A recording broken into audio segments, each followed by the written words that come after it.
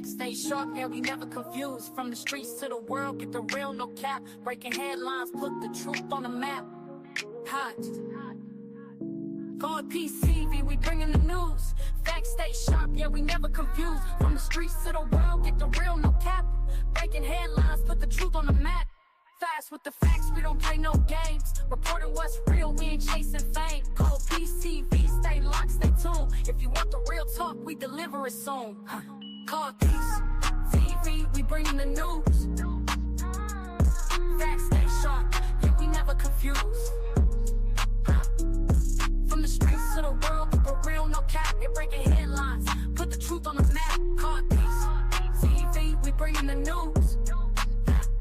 Fast with the facts, we don't play no games. Reporting what's real, we ain't chasing fame. Call PCV, stay locked, stay tuned. If you want the real talk, we deliver it soon. Call Hey y'all, hey, welcome. So this case right here is about 2-year-old Breon, I believe his name is. This is one of the cases that I've been talking to you guys about that I wanted to share with you guys. Because as y'all know, we bring awareness to these kids first and foremost. And women and kids is like my top priority, especially these kids, because this is ridiculous. Y'all, the details on what happened to this little boy is insane. And you know, the guy that did this is Nico. His name is Nico, 21-year-old or 22-year-old Nico. Breon's mother was dating Nico. She left Breon with him for him to babysit him while she went to work. And this man did the unthinkable to this child. Horrible. And once he did what he did to him, someone at the residence called the police because Breon was unresponsive. And he had the nerve to tell paramedics or police, whichever one, that he was the sole caretaker of Breon, and that's not the truth at all. Nico actually admitted and told word for word in detail what he did to this baby boy. Y'all, it just broke my heart. So let's just get into it. This won't be a long video, but I just want to bring it to you guys so you guys can be aware. That's what I want to do, is always just bring awareness to my people. And if you guys want to hear updates about this story or anything like that, just let me know in the comments to keep you guys updated. And I will. Once the video is over, make sure you guys come back to it and just leave a comment and let me know if y'all want me to keep you guys updated with it, and I will. So let's get into it. Where do I want to start? Because this is insane. Is this it? Godmother of 2-year-old Breon Wells is speaking out tonight. Police is connected to Monday's death of 2-year-old Breon Wells in the Mark Twain neighborhood has turned himself into police. The boy's death was ruled a homicide after medical examiners found evidence the child was strangled. Police are now saying the suspect is charged with sexual abuse of that child. The child's family held a balloon release in his honor earlier tonight. He has never had a bad day. Breon was the light of all of our lives, and he will greatly be missed, and we want to thank you all for your support. In addition to the sexual abuse charges, the man is also being charged with second-degree murder. The investigation is ongoing. Godmother of 2-year-old Breon Wells is speaking out tonight. Police say the toddler was murdered last week in North St. Louis. 21-year-old Nico Cotton has since been charged with murder and sex crimes connected to the toddler's death.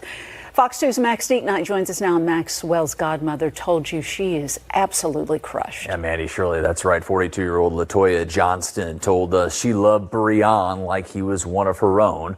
The mother of four says she was like a grandma and mom to the toddler and his young mother, and she says his death has left her absolutely heartbroken.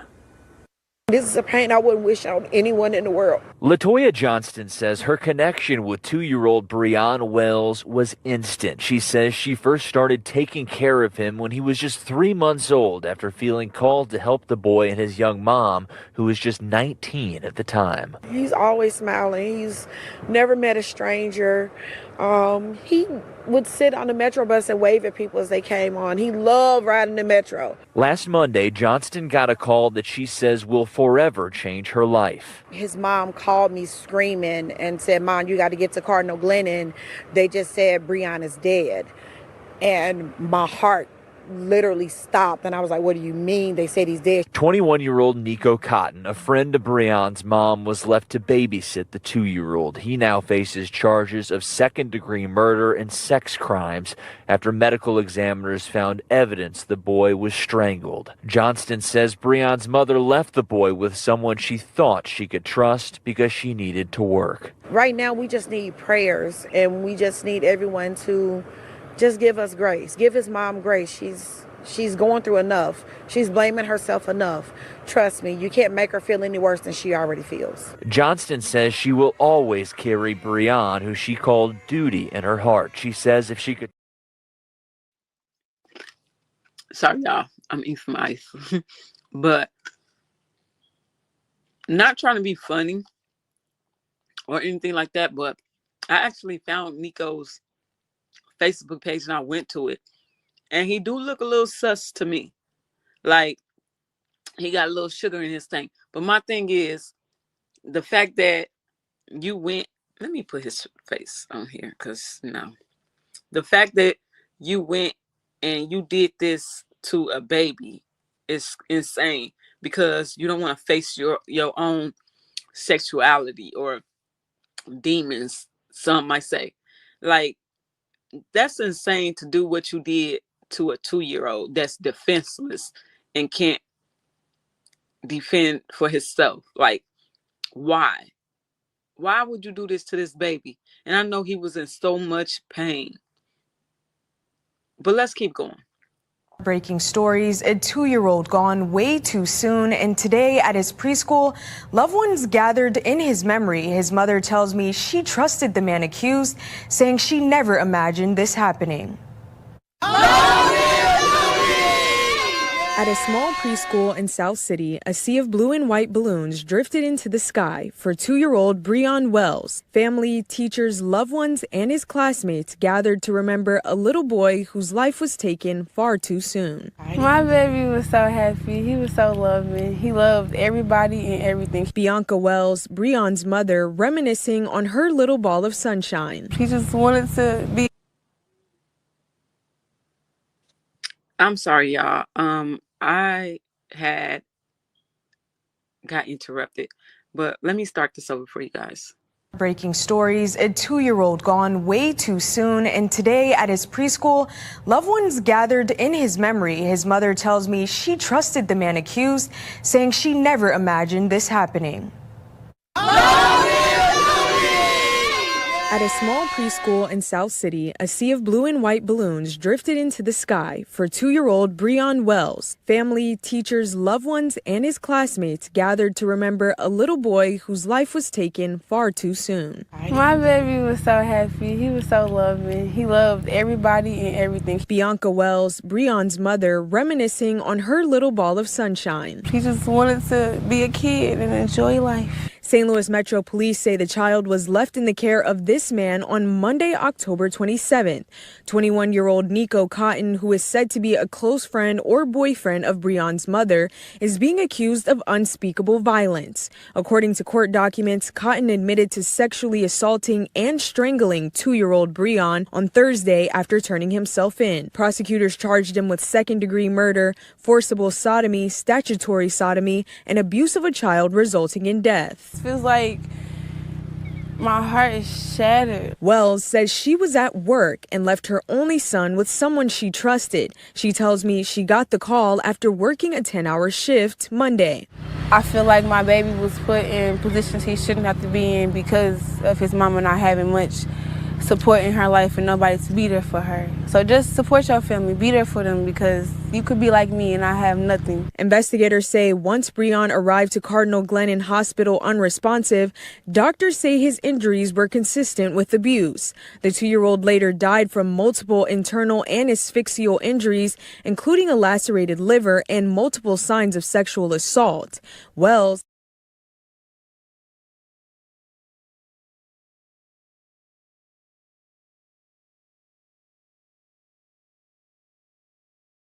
through the court documents, we've been digging through the police reports to try to get just a picture here, a clear chronological picture of what happened, this case.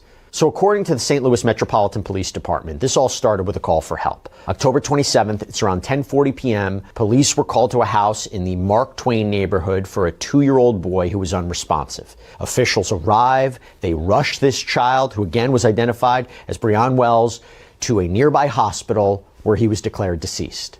And now there are a few critical details here that we want to talk about, because police confirmed to local outlet Fox 2 that the 2 adults who were with Breon were not his parents. We have learned that this call came from a house where the child didn't even live. According to a probable cause statement, the man watching him, again, was Bianca Wells' boyfriend, 21-year-old Nico Cotton, and police say Cotton told them he was the, quote, sole caregiver for the child on October 27th and had been there for several days. Now, initially, the child abuse unit took over the investigation, deeming the circumstances suspicious. The adults present, including Cotton, they were questioned and released pending that investigation. But the break in the case... This is crazy. This is insane. And I wonder what he was thinking when he told them he was the sole caretaker of Breon. Like, what was the purpose of telling them that lie? I don't know, but let's keep going. Released pending that investigation. But the break in the case came from the medical examiner's report 2 days later. Why? October 29th, the medical examiner's office said that the little boy's body had evidence of strangulation as well as other injuries. The report ruled the death a homicide, finding Breon died from, quote, multiple internal and asphyxial injuries, including a lacerated liver, and also showed signs of sexual assault.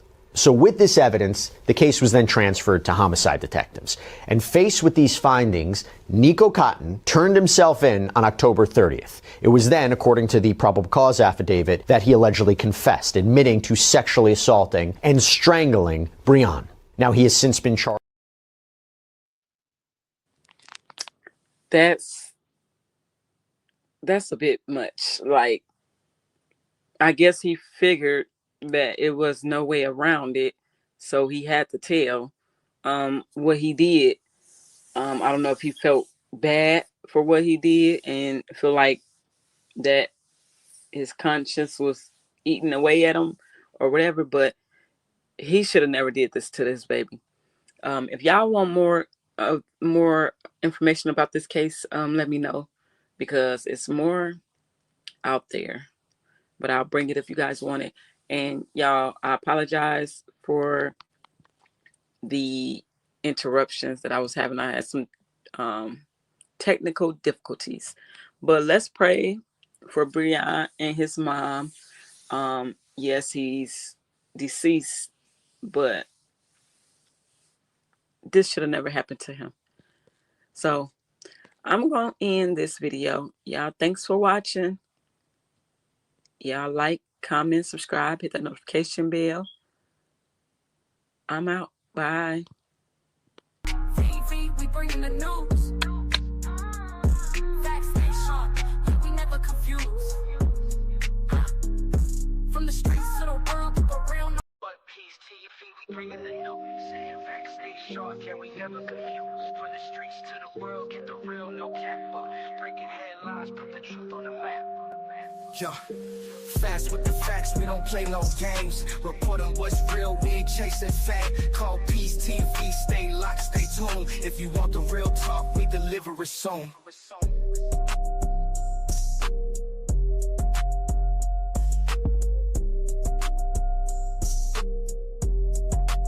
Hood Peace TV, we bringing the news. Facts stay sharp, yeah, we never confused. From the streets to the world, get the real, no cap. Breaking headlines, put the truth on the map.